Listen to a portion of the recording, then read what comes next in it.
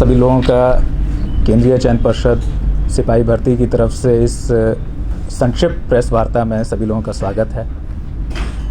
आप जानते हैं कि हमने 11 मार्च 2025 को विज्ञापन 1/2025 प्रकाशित किया था 19,838 सिपाहियों की भर्ती के लिए। तो उसी की प्रक्रिया को आगे बढ़ाते हुए अब हम इसकी लिखित परीक्षा आयोजित करने जा रहे हैं। उससे पहले मैं थोड़े से आंकड़े दे दूं। 11 मार्च को हम लोगों ने विज्ञापन प्रकाशित किया था और 18 मार्च से आवेदन आमंत्रित करने शुरू किए, जो कि 25 अप्रैल तक चले। पहले 18 अप्रैल तक रखी थी उसकी डेट, उसको 25 अप्रैल तक बढ़ाया था क्योंकि मार्च और अप्रैल के महीने में कई तरह के अवकाश आदि थे जिनकी वजह से बैंक आदि बंद हुए थे, तो इसलिए लोगों को ध्यान में रखते हुए उसको 25 तक बढ़ाया था। 17,06,628 आवेदकों ने शुरू में इसमें रजिस्ट्रेशन किया और अंतिम रूप से अब हमारे पास 16,73,586 अभ्यर्थी हैं जो कि जिन्होंने अपने आवेदन कंप्लीट किए, भरे और उनके जो है वैलिड हमने उनको पाया है। जो 17,06,628 आवेदन थे उसमें से 10,947 आवेदन पूर्ण नहीं थे, यानी उन्होंने रजिस्टर किया लेकिन फॉर्म भरा नहीं पूरा। 20,940 आवेदकों ने जो है अपना रजिस्ट्रेशन कैंसिल कर लिया था जो है, और उसके बाद 1,155 को जो है हम लोगों ने वैलिड नहीं पाया था। इनकी सूची भी हम लोगों ने 6 जून को प्रकाशित की है। तो इस तरह से अब 16,73,586 हमारे वैलिड अभ्यर्थी हैं। इनकी परीक्षा हम 16 जुलाई 2025 से प्रारंभ करके 3 अगस्त 2025 तक के बीच में 6 चरणों में लेंगे। तो ये 6 चरण हमारे 16 जुलाई, 20 जुलाई, 23 जुलाई, 27 जुलाई, 30 जुलाई और फिर उसके बाद 3 अगस्त रहेंगे। इन 6 चरणों में जो है हम परीक्षा आयोजित करेंगे। राज्य के 38 हमारे रेवेन्यू डिस्ट्रिक्ट हैं। डिस्ट्रिक्ट हेडक्वार्टर्स में 627 सेंटर्स में आयोजित की जाएगी। एक शिफ्ट में यानी एक दिन में करीब 2.5 लाख से 3 लाख के बीच में अभ्यर्थी हमारे इसमें पार्टिसिपेट करेंगे। तो इसके बारे में परीक्षा की जो हमारी तैयारी की गई है उसके बारे में मैं थोड़ा सा आपको ब्रीफ कर देता हूँ। पर्षद, पुलिस मुख्यालय और राज्य सरकार हमारे द्वारा जो है इसके लिए जो है अच्छे संचालन के लिए व्यापक तैयारियाँ की जा रही हैं। राज्य प्रशासन के जो वरीयतम स्तर हैं उनसे भी जो है सही समय पर सभी जिला पदाधिकारियों और सभी पुलिस अधीक्षकों के साथ समीक्षा बैठकें की जाएंगी और उन्हें कड़ाई से स्वच्छ परीक्षा संपादन के लिए मार्गदर्शन भी दिया जाएगा।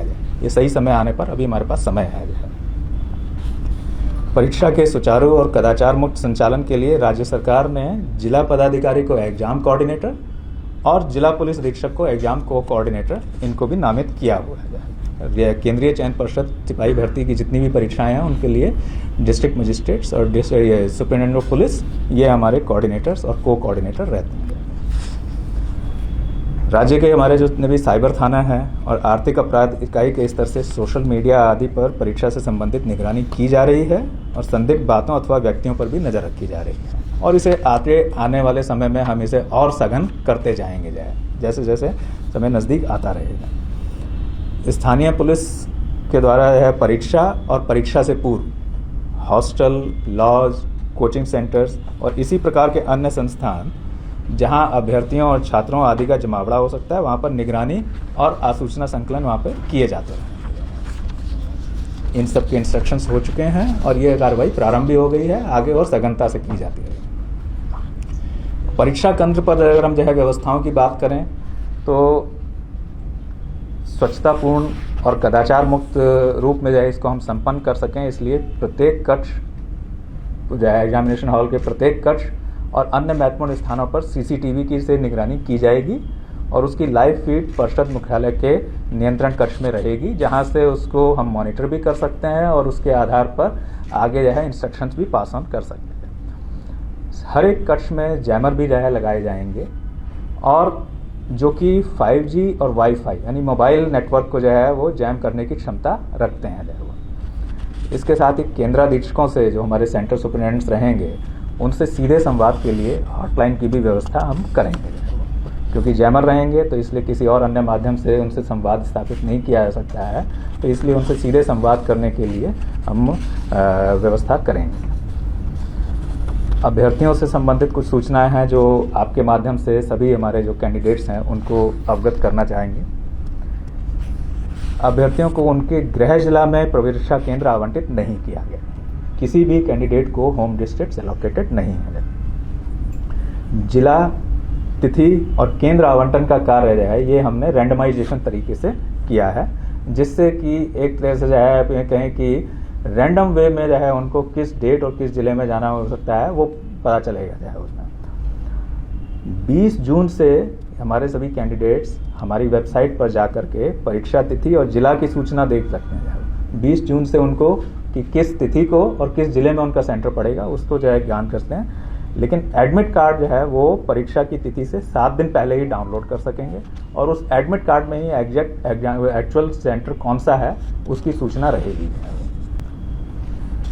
हमारी परीक्षा ये 2 घंटे की होगी, 12 बजे से 2 बजे के बीच में, लेकिन इसमें उनका अभ्यर्थियों का प्रवेश सुबह 9:30 बजे से प्रारंभ होगा और 10:30 बजे तक मेन गेट से चलता रहेगा। प्रवेश के समय उनके डीएफएमडी, एचएचएमडी और जिला पुलिस के प्रशिक्षित पुलिस कर्मियों से उनकी चेकिंग और फ्रिस्किंग कराई जाएगी और उसके बाद ही उनको प्रवेश दिया जाएगा। वहीं पर उनकी पहचान के लिए जो है सेंटर में और एग्जामिनेशन कक्ष में परिषद द्वारा निर्गत जो ई प्रवेश पत्र होगा, जो हमारा जो ई प्रवेश पत्र है उसी के माध्यम से और उसके साथ साथ पहचान पत्र एक ले जाना होगा उन्हें, जो आधार कार्ड हो सकता है, पासपोर्ट हो सकता है, पैन कार्ड हो सकता है, मतदाता पहचान पत्र हो सकता है। उसके साथ ही उनको प्रवेश की अनुमति होगी। मतलब बिना एडमिट कार्ड के जो हमारा निर्गत है उसके बिना वो प्रवेश नहीं कर सकते। साथ में उनको अपना एक पहचान सुनिश्चित करने वाला एक पहचान पत्र भी ले जाना होगा। परीक्षा कक्ष में कैंडिडेट्स के हाथों के हम जो है अंगूठों के निशान, उनके फ़ोटो और शॉर्ट वीडियो लेंगे। ये हमारा जो है उनका बायोमेट्रिक्स कलेक्शन रहेगा, जिसका उपयोग हम उस समय उनकी पहचान के लिए और बाद के जो चरण होंगे उसमें भी जो है उनकी पहचान करने और इम्पर्सोनेशन यानी प्ररूप धारण की संभावनाओं को नकारने के लिए उपयोग करेंगे जो है इनका। अभ्यर्थी परीक्षा केंद्र में किसी भी तरह की लेखन सामग्री जैसे पेन, पेंसिल वगैरह नहीं ले जा सकेंगे। उनको ओएमआर शीट बेस्ड हमारा जो है एग्जाम है, तो ओएमआर शीट को भरने और उससे कैलकुलेशन वगैरह अगर कुछ उसमें आवश्यकता है तो उसके लिए आप दो तो पेन हम प्रश्न पुस्तिका के साथ ही उपलब्ध कराएंगे जाएगा, तो वो हमारी तरफ से दिया जाएगा। उनको किसी भी तरह की लेखन सामग्री और जो दूसरी चीज़ों पर प्रतिबंध रहता है, इलेक्ट्रॉनिक सामान वगैरह जो है उस सब पर तो प्रतिबंध रहेगा ही, लेखन सामग्री भी वो नहीं ले जाएंगे, उनको हमें उपलब्ध कराएंगे। अब कुछ अभ्यर्थियों को चेतावनी और सतर्कता बरतने के भी जो है हमारी तरफ से हिदायत देना जो है उचित लगता है। तो उसके लिए कि सभी अभ्यर्थियों को हमारी तरफ से हम आगाह करते हैं कि वो सोशल मीडिया या अन्य किसी माध्यम से दुष्प्रचार अथवा झांसे में ना आए जाए, उससे बचें। वो ये एक तरह के साइबर फ्रॉड का अवैध वसूली का माध्यम हो सकता है। इसकी सूचना तुरंत जो है वे नज़दीकी पुलिस थाना या साइबर थाना को देंगे है। वो अगर उनको किसी भी तरह से किसी माध्यम से कोई कांटेक्ट करने, अप्रोच करने की कोशिश करता है एग्ज़ाम से संबंधित किसी बात में, किसी तरह के प्रलोभन का या कोई और दूसरे झूठे आश्वासन का, तो इमीडिएटली वो थाने को सूचित करें और हो जाएगा। ये अवैध उगाही का ही माध्यम होगा, इसके अलावा इसका और कुछ नहीं है। परिषद के स्तर से भी जो है किसी अभ्यर्थी को दूरभाष, मोबाइल या सोशल मीडिया के माध्यम से व्यक्तिगत संपर्क नहीं किया जाता है। इसकी मैं साफ साफ बता दूँ कि जो है हमारे यहाँ से नहीं किया जाता है।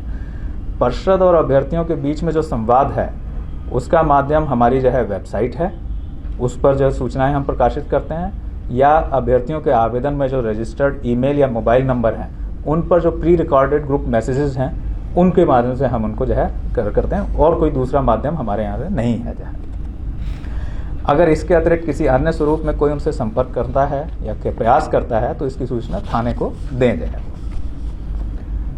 एक बात और कि परीक्षाओं की निष्पक्षता और स्वच्छता को बनाए रखने के लिए बिहार सरकार ने बिहार लोक परीक्षा अनुचित साधन निवारण अधिनियम 2024 जैसा कड़ा कानून अधिनियमित किया है। जो है वो तो 2024 में उसकी अनुसूची में भी जो है हमारा केंद्रीय चयन पर्षद सिपाही भर्ती की परीक्षाएं जो आयोजित करते हैं वो सब उसमें सम्मिलित हैं। यानी कि हमारी जो भी परीक्षाएं हैं वो उस एक्ट के तहत जो है उसमें हमारी जो है लागू है, जो है हमारा एक्ट उसमें जो है जो है। अब इस अधिनियम में अगर देखें तो किस तरह के कड़े प्रावधान हैं, तो इस अधिनियम में अभ्यर्थी, परीक्षा में संलग्न पदाधिकारी, किसी संस्थान अथवा व्यक्तियों द्वारा संगठित रूप में तथा सेवा प्रदाता आदि के द्वारा, यानी जो एजेंसी जो है, सर्विस प्रोवाइडर्स हैं आदि के द्वारा परीक्षा की शुचिता को दूषित करने, प्रश्न पत्र लीक करने, उत्तर पुस्तिका आदि से छेड़छाड़ करने, प्रारूप धारण, अनुचित साधनों को सुगम बनाने के लिए सुरक्षा उपायों का उल्लंघन करना। जैसा मैंने कहा कि बायोमेट्रिक्स हम लेंगे, उनमें अगर कोई व्यवधान पैदा करता है या आनाकानी करता है तो वो भी इससे कवर्ड है। या उनसे छेड़छाड़ करना, धोखा देने या धनीय लाभ, यानी कि जो है कि वो झूठा बता करके कि जो है कि पेपर ये है, ये प्रश्न आएंगे, ये ले लो जो है उससे, तो ये सब जो है जाली वेबसाइट आदि अपराधों को दंडनीय बनाया गया है इनमें। और इन अपराधों के लिए 3 वर्ष से 10 वर्ष तक की सजाएं हैं और जुर्माना है जो कि 1 करोड़ अथवा उससे अधिक भी हो सकता है। और सेवा प्रदाताओं और अन्य संस्थानों के स्तर से संगठित रूप में किए गए अपराधों के लिए परीक्षा की समानुपातिक लागत की वसूली भी की जा सकती है, तो उनकी संपत्ति की कुर्की और उसका संपहरण भी किया जा सकता है। तो इस तरह के कड़े प्रावधान इस एक्ट में रखे गए हैं और ये एक्ट हमारे द्वारा जो आयोजित जो परीक्षा है उसमें लागू है। ये सभी अपराध जो है संज्ञेय हैं, गैर जमानतीय हैं और नॉन कंपाउंडेबल हैं, यानी अशमनीय हैं, और इनका इन्वेस्टिगेशन डीएसपी या उससे वरीय पदाधिकारी करेंगे। तो इससे आप अंदाज़ा लगा सकते हैं कि गंभीरता इन परीक्षाओं की और उनकी परीक्षाओं की स्वच्छता के प्रति राज्य सरकार की कितनी है। अंत में मैं ये कहूँगा कि परिषद स्वच्छ और कदाचार मुक्त वातावरण में परीक्षा और चयन आयोजित करने के लिए कटिबद्ध है और इसके लिए सारी व्यवस्थाएं कर रही है, कर भी ली हैं, अधिकतर हो गई हैं, और इसके लिए सभी अभ्यर्थियों, उनके अभिभावकों तथा राज्य की जनता से हम लोग सहयोग की अपेक्षा रखते हैं।